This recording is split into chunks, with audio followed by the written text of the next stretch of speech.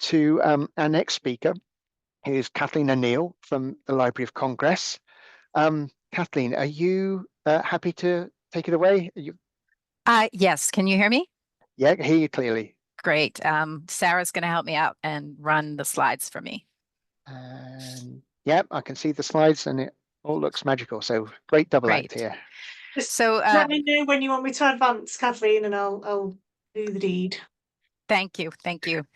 Well, good morning. I'm Kathleen O'Neill. I'm a senior archive specialist in the Manuscript Division's preparation section at the Library of Congress. And first, I have to have two disclaimers. I'm not representing the Library of Congress in any official capacity today. There are several special collections divisions working on born digital preservation and multiple workflows employed that are specific to each division and the type of material they're collecting. So I'm presenting my personal opinions and experience and perspective from over 14 years of developing and implementing born digital workflows in the special collection with special collections material in the manuscript division. And then similarly, any tools I mentioned today do not represent an official endorsement by the Library of Congress. The tools I mentioned have been selected for a variety of reasons, functionality, cost, security. And there are many excellent tools to process born digital content, both open source and proprietary, that are just simply not compatible with the library's particular infrastructure and security requirements. I did want to begin. I'm going to be providing specific information about our workflows and tools, but I do think it's important to spend some time on how we conceived and developed the workflow, what resources we had on hand, and the assumptions that we made before we began, because I really believe these elements all contributed to developing what ended up being a very flexible, sustainable workflow that's been sustainable and stable for the last 14 years and has been able to process a wide range of materials in our born digital collections. First, I want to give you an overview of the Manuscript Division's holdings. Next slide, please. The Manuscript Division collects personal papers and organizational records of individuals and organizations that document the cultural history of the United States, and as well as the day-to-day life of the American people. We've identified more than 270 collections in our holdings that contain born digital materials. There are very likely many more in our backlog that were undocumented. We find during processing, we find born digital material all the time. Currently, approximately 160 collections are processed, described, and available to researchers on site only in the Manuscript Division reading room. And that accounts for about 3.56 terabytes of material and more than 750,000 files. Our current backlog stands at about 5.8 terabytes and just under 3 million files. We have a collection coming in that will basically double that backlog. So that'll be a challenge. File formats and media formats span the late 70s to the present day. We have collections that range in size from 1 file to over 2 million files. They're still largely hybrid collections, but we are definitely beginning to see the tipping point and are receiving large acquisitions from cloud-based storages and platforms. And really, it crosses all of our collection areas, but we're particularly strong in science, political, judicial, African-American, and women's history. Next slide, please. So taking stock, I'm not going to belabor the cooking point, the cooking metaphor, but whether you're creating a workflow from scratch or upgrading a specific part of a born digital workflow, you must, like any good cook, take stock of your ingredients. If you don't have yeast and rye flour, you're not going to be able to make traditional rye bread. You may still be able to make bread, but what kind depends on the ingredients at hand. So it's essential to take time to review your resources and understand the types of materials and formats you have in your collection. Next slide.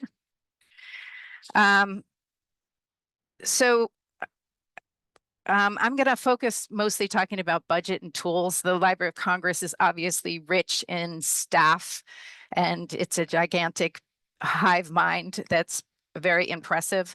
But I do want to focus on budget and tools, and I will give a brief shout out to the European community because you were far ahead of us when we began our workflow back in 2009, and there were many generous organizations that posted their workflows that really helped us develop ours. So we started when Meg McAleer, my colleague, and I started developing the Born Digital workflow back in 2010. It was a time of flat budgets, limited hiring, and limited tools. So we needed to be realistic that these constraints would probably continue into the next 5 years at least. We had to use what tools were available. And there were very few off-the-shelf solutions for Born Digital processing at the time, and none that could be employed at the library given our infrastructure and security requirements. Next slide. One of the most important things we did is we conducted a survey, reviewed our catalog records, a local accession database, any local databases that may have been started and stopped. I interviewed all of the archivists about their experiences and what were the practices for the previous, back to the early 1990s when we first started seeing media in our collections. We co-located all of the materials we could identify at the time, and that gives you a sense of scale. It gives you a sense of what types of drivers you need, tools, and so that allows you to prioritize, that allows you to advocate for resources. And it allows you in the prioritizing stage, you can look at what's most at risk, what has the highest research value, what's the easiest to process so you can just learn. Again, all of this is really important for you to be able to advocate to your supervisors in a wider institution what you require to be able to do the job. Next slide. And I think you really need to make an honest assessment, knowing your institution, the staff and resources on hand. I think you should really be realistic with yourself and say, what are the minimum steps sufficient to responsibly curate the materials? We developed like a minimum set of metadata and actions that we felt were efficient and sufficient to supporting the authenticity, fixity, preservation, and usability of the materials. And then we asked, what can we realistically and responsibly do in the present? We committed to bit level preservation and also not trying to build the workflow all at once. We definitely chose a modular approach. So the simple, I'll walk through our full workflow in a few minutes, but we worked on a particular module of the workflow, and then the next year we set goals to either modify that, extend that, or move on to the next step in the workflow. And then finally, what can we really realistically and responsibly sustain into the future? We decided initially that digital skills would be focused on a small team of people, which was myself and 2 technicians, Kimberly Owens and Tammy Taylor. But our long-term goal, because even back in 2010, you were hearing stories of digital archivists who were stressed out and burnt out from having to deal all by themselves with the majority of the material at their collection. Our long-term goal was a dispersed knowledge and responsibility model, and all staff would develop some level of digital expertise. So we looked for training for all staff. And finally, we needed to focus on flexibility and simplicity. Flexibility because we have such a range of collections, 1 to 2 million files. And we knew that at the very beginning of our workflow. That wasn't a surprise.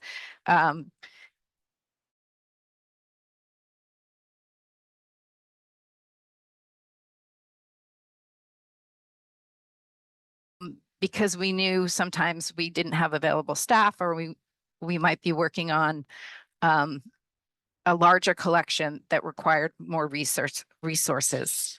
Next slide.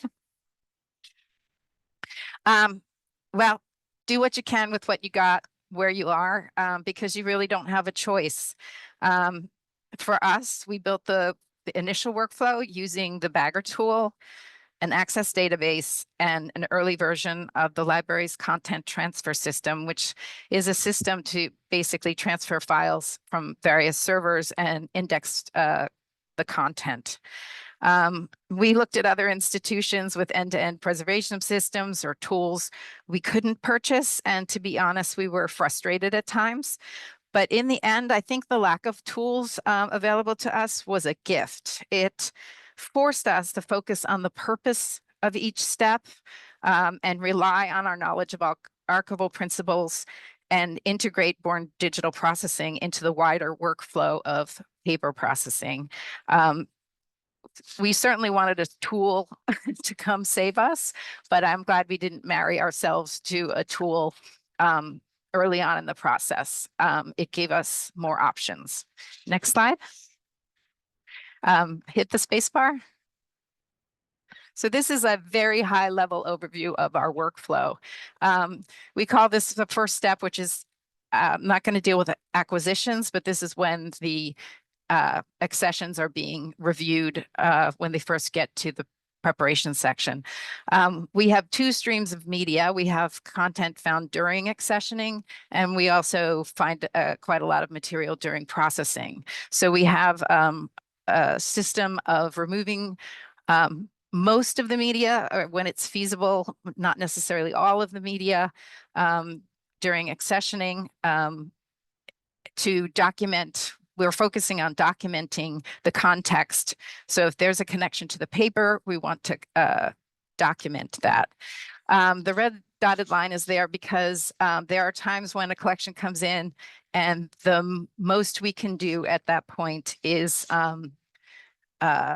pull the media, what media we can, we register it, which is basically just sort of like a local accession number identifying that these materials all came together at the same time. And then it might be shelved depending on processing priorities. Spacebar. The next step is inventory, which is where we take a picture of the media, assign the digital ID numbers. We're doing a physical appraisal of the materials. And then again, most collections basically come in and go through these first steps and then they're shelved. Next step, next space. Thank you. Then we have baseline processing. Can you hit the space bar again? Thank you. So early on, we did these first two steps. We did baseline processing, which was using Bagger to get the content off the media, saving it onto local storage, a hard drive. And then we might send it directly to long-term storage without what we call processing or appraisal. So just sending the raw files there. Early on, we were very much focused on getting content off the media. Spacebar. The second sort of slightly more advanced workflow would be going from baseline processing to appraisal. With simpler collections, there may be very few changes to the bags during appraisal. This is one of the reasons why we chose not to follow the OAIS model, because oftentimes we realized that oftentimes our AIP would be the same as our DIP. And so we chose not to use that method. Spacebar.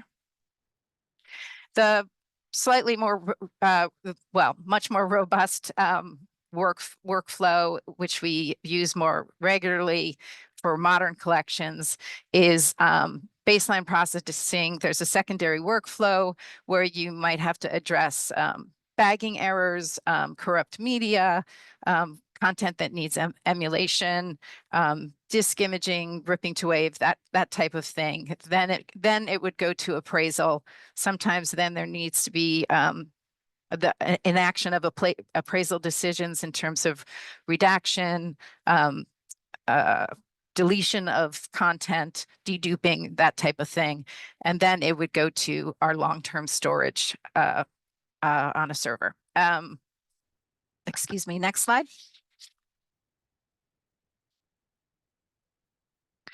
So this is a little more of a breakdown of the discovery of media and registration process.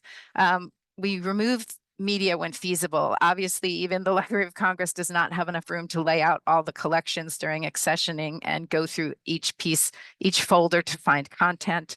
So during the accessioning process, we're really focusing on obvious media that's not connected to the paper or in a folder, boxes of media containers. Oftentimes we get stuff loose in a box. We do want to document the context and the location. We have a rough count of the media. The registration process, again, is just assigning a registration number so we can identify when it came in and what came in together. We do have to give an estimated file and byte count, and that's for accounting purposes. And then that may be shelved after that. We publish an initial catalog record. And you can see the tools we use during this process on the right. Next slide. So we're making a physical appraisal of a collection, identifying dupes, content inappropriate for retention, also noting the physical condition if there's any physical issues.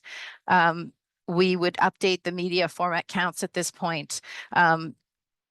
Probably the most important thing we do at this point is we assign digital IDs, and that is a number that will travel with the media and the content that we copy off that media into our, onto long-term storage into our finding aids. Next slide. So the baseline processing, we make directory listings using a command line so we can document the as received version of the materials, the date and timestamps, that kind of thing. We use a spreadsheet to track metadata, so the media label information, the media type, and any processes that are done on the media are tracked in that spreadsheet, as well as retention decisions. We copy it to local storage because we do most of our work on a desktop, not on the server. So we have 2 UFREDs, one LOC standard workstation, and various drive readers.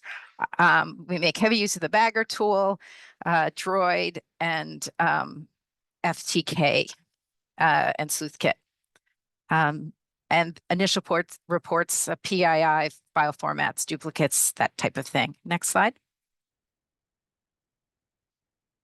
So the secondary workflow, as I said before, is remediating any errors, but also content that just requires more steps than just simple bagging. So that's ripping to wave, unzipping, and emulation. And again, we have the list of tools.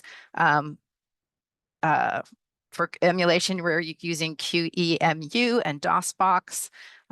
We also have access to a full FRED with a full FTK license in another division, and we coordinate with them to be able to use that. Next slide. Appraisal. So the interesting thing about appraisal is when I talk to people about born digital processing, a lot of them assume that appraisal takes the longest time because of the amount of files that we're dealing with. But getting the bags ready for an archivist to appraise them. When you're dealing with formats from the late 1970s, there's a lot of work and investigation that has to be done to even get it in a form that an archivist could take a look at it. But it's very similar to paper processing. You're reviewing the content. We're recording technical and descriptive metadata, deleting, extraneous files. There is a minimal arrangement of files. We bag We have a one-to-one relationship between the media and the bag, except for when we're getting in a hard drive and there's really no meaning. The hard drive is just a transfer format. So we might break those down into smaller rags. We try to dedupe at a media or folder level. We favor emulation over migration and a selective retention of disk images. Next slide. So I love this quotation because it really, to me, describes what working with foreign digital materials is like. It does really require for you to be confident in your guesswork, definitely dealing with failure and uncertainty, but offering an opportunity for a lot of creativity and problem solving. So in the end, each module of our workflow remains simple, but together it ends up being a complex workflow. But with each module being simple, it's easy to execute, it's easy to teach. We can update it without disturbing the larger workflow. This approach has allowed us to build a flexible, sustainable workflow that I think is ready to meet the next challenge, which for us is the wave of born digital collection material from cloud-based storage and platforms, which will require us to add more scripting and automation of various steps that used to be done locally by our archivists. Thank you for your time, and I appreciate any questions. Wow, thanks, Kathleen. There was lots in there, lots of interesting stuff. Can I just ask everyone to thank Kathleen with a round of virtual applause? Is there any immediate questions for Kathleen? Or whilst perhaps people are okay. Jess has written, for manuscripts, may I ask about favoring emulation over migration? Does that mean you don't make migrated copies just in case, or that you prefer to emulate for access where possible? I think it's a preference for emulation. There are times that we do migrate. So I'll give you an example. We had a collection, I believe it was the NAACP, that had Lotus Notes 1, 2, 3, a very early version of it. They were very small lines of financial data. There wasn't really more than 10 lines per actual file. That's not something we can open in a modern software system, but you could open it up in an old version of Lotus Notes, and that version allowed us to export that as a PDF. So in that case, because it wasn't, hundreds of thousands of lines of data, we didn't think there was going to be much loss of the, interoperability of the Lotus Notes. In addition, we've had experiences where we've pulled, say, an early WordPerfect file up or into a modern WordPerfect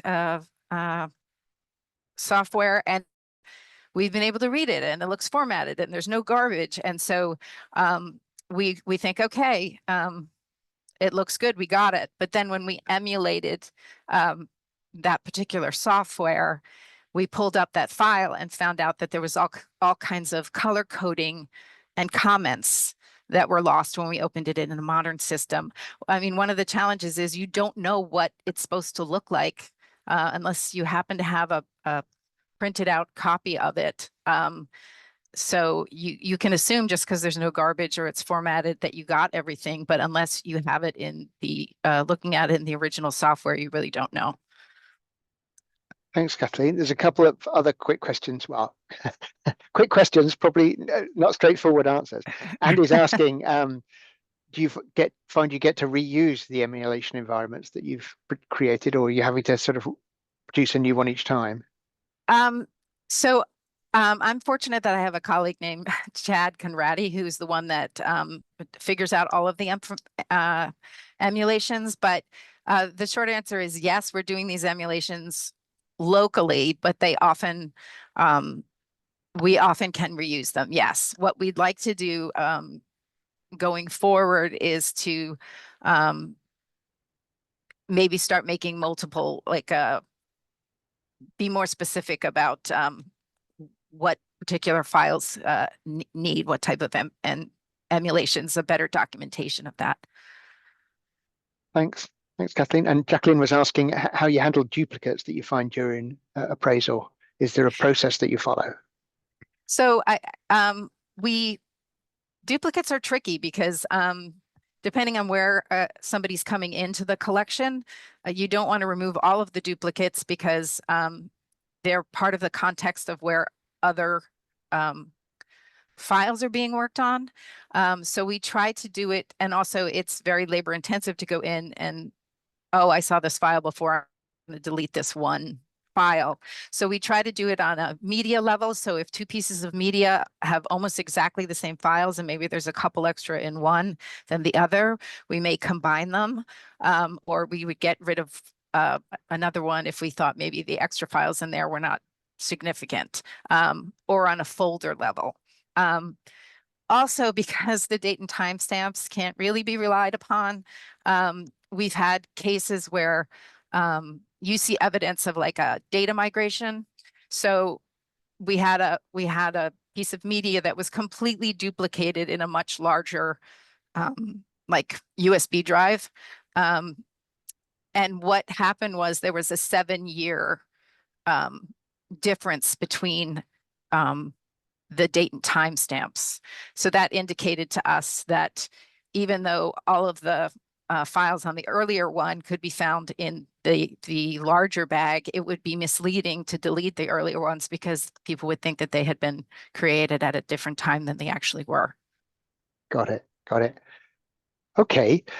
Well, thanks for that. If it's okay with you, Kathleen, I'm going to suggest we draw things to a close just there. There's about 3 or 4 questions that have come in. They're all quite sort of substantial, I'd say, from Jenny Wee onwards, that you might perhaps be able to pick up in the chat as we go along, or if we have time at the end, we could perhaps bring it. But thanks again, Kathleen, for that.